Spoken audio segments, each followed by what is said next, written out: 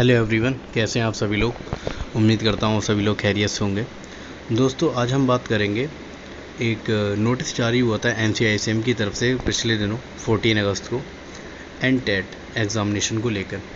मतलब यही कि नेशनल टीचर एलिजिबिलिटी टेस्ट। मतलब मैं आपको इसका अगर मफ़हूम बता दूं, क्या ये टेस्ट था आपको पता ही होगा कि अब जो आयुष डिपार्टमेंट में, या चाहे वो आयुर्वेदा हो, यूनानी हो, सिद्धा हो, होम्योपैथी हो, ठीक है, इनमें जो टीचर्स की अपॉइंटमेंट होगी, अब उनका पहले उन्हें एक एग्ज़ाम क्लियर करना पड़ेगा जिसका नाम है NTET, national teachers eligibility test. मतलब इसमें उनको 50% मार्क्स लाना अनिवार्य कंपलसरी होगा, जिसकी बुनियाद पे वे NTET क्वालिफाई माने जाएंगे और उनका अपॉइंटमेंट होगा as a assistant professor, as a professor. ठीक है। तो दोस्तों, अगर हम बात करें इसके 3-4 मेन पॉइंट्स की, तो इसमें 100 क्वेश्चन आएंगे जिसमें नेगेटिव मार्किंग नहीं रहेगी। आपको 50% मार्क्स लाने रहेंगे फॉर क्वालिफाइंग। ठीक है। और इसकी जो वैलिडिटी रहेगी, आपको जो एक सर्टिफिकेट प्रोवाइड किया जाएगा जब आप इसे क्वालिफाई कर लेंगे, तो उस सर्टिफिकेट की वैलिडिटी 10 साल तक रहेगी। मतलब आप 10 साल तक एलिजिबल है किसी भी इंस्टीट्यूशन में अपना एज ए प्रोफेसर या एज ए प्रोफेसर अपनी जो भी आपको अपनी अंजाम देनी है उस पर, टीचर के लेवल पे जो भी है, तो 10 साल तक वो मतलब वैलिड रहेगा। ठीक है। और इसका जो हर साल के मई में एग्ज़ाम होगा। ठीक है। और इसके अनलिमिटेड वो हैं, मतलब आप दे सकते हैं जब तक एक मैक्सिमम एज लिमिट होगी, उस एज तक आप ये कभी भी दे सकते हैं। और PG क्वालिफाइंग जो स्टूडेंट्स रहेंगे उनके लिए भी। ठीक है। तो इसमें क्या है, ये जो नोटिफिकेशन जारी हुआ था 14 अगस्त को, ये सबको भेजा गया था to health secretaries of the all the state government union territories, commissioner director of ISM AYUSH of all state government union territory, registrar of all university having ASUS college. ASUS colleges क्या होते हैं? आयुर्वेदा, सिद्धा, यूनानी एंड सोबा रिग्बा। ठीक है। इसमें homeopathy का अलग बोर्ड है, NCH। ठीक है। तो उसमें एक अलग पॉइंट ऑफ व्यू से नोटिफिकेशन जारी होगा, NCH जारी करेगी इसमें। ठीक है। और NCISM जो जारी करती है ASUS जो कॉलेजेस रहते हैं उनके लिए। ठीक है। सब्जेक्ट्स क्या था? Revised guideline for conducting national teachers eligibility test NTET by NCISM। ये था कि sir madam further to the letter reference number NCISM examination January 2024 dated 20 February 2024 regarding the guideline for NTET 24-25 के लिए जो गाइडलाइंस है उनमें दिया गया। It is to inform you that NCISM and NCH in the joint commission meeting held on 12 August 2024 को meeting हुई थी, have decided to conduct a common NTET। और उन्होंने डिसाइड किया था कॉमन NTET एग्जामिनेशन होगा 24 और 25 एग्ज़ाम सेशन के लिए examination, and to have common syllabus and examination pattern. जो उनका सिलेबस रहेगा और एग्जामिनेशन पैटर्न रहेगा वो कॉमन रहेगा। Accordingly the guideline for conducting national teacher eligibility test NTET 24-25 has been modified with minor changes. कुछ चेंजेस उसमें किए गए हैं। The revised guideline is include an Annexer 1. This may be brought to the knowledge of all the concerned authorities. This is issued with the approval of component authority. ठीक है। ये copy भेजी गई है चेयरमैन NCISM को, all president, all member, COE NCISM guard file. ठीक है। इसके बाद आप देखेंगे revised guideline for conducting NTET for Indian system of medicine ISM। ठीक है। बैकग्राउंड एंड रैशनल क्या है? The national commission for Indian system of medicine act 2020 ensure. मैं आपको इसका मफहूम बता देता हूँ, पूरा पढ़ने का कोई टाइम नहीं है, मैं थोड़ा पढ़ जल्दी क्वालिटी अफोर्डेबल, मतलब वही है जो असिस्टेंट प्रोफेसर या प्रोफेसर जो कि प्रोसीजर रहेगा उनके लिए अपॉइंटमेंट का, तो उन्हें NTET क्वालिफाई करना पड़ेगा। Aptitude and ability to meet the challenges of teaching at the Ayurveda Unani Siddha college.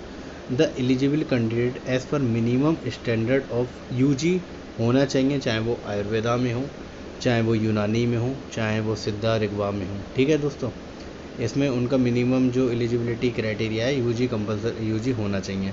और तीसरा क्या है? The rationale of NTET is to produce teacher with ability to deal with diversified students, ability to impart knowledge and expertise and exude mastery of the subject, set high expectation for all students and encourage them to achieve their goals. मतलब ये कुछ उनमें होना चाहिए कि वो student को promote करें, उन्हें मोटिवेट करें, ये चीज़ें भी उनमें होना चाहिए। द एंटेड एग्जामिनेशन में be conducted by a suitable professional body designated by NCSM for the purpose. It will be conducted in accordance with the guidelines hereunder.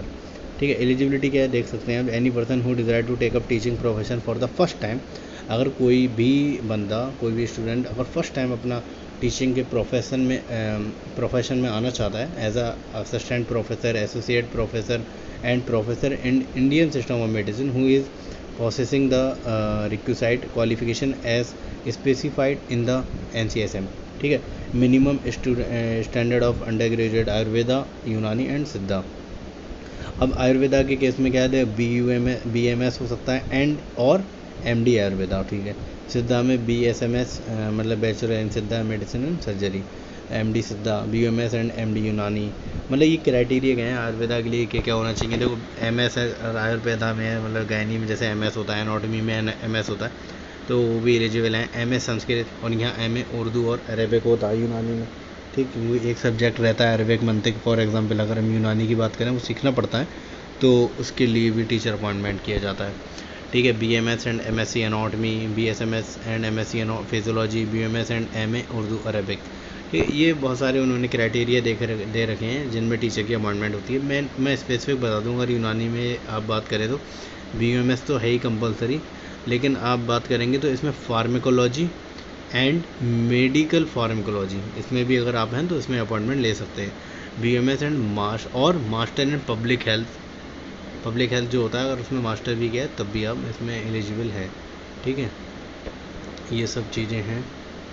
The post-graduate degree student completed 30 month of post-graduate degree program shall be eligible to appear this examination।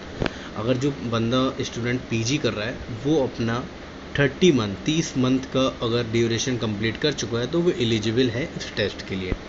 Okay. Structure and content of NTET की बात करें तो the national teacher eligibility test is to assist teaching aptitude, communication skill, classroom management, teaching training and assessment technology, student psychology, andrology, pedagogy और such other as may by specified by the commission for time to time बता भी जाएगा कि अगर इससे ज़्यादा कुछ requirement होगी तो वो भी इसमें ऐड की जा सकती है। इतने सब्जेक्ट्स तो आने ही चाहिए।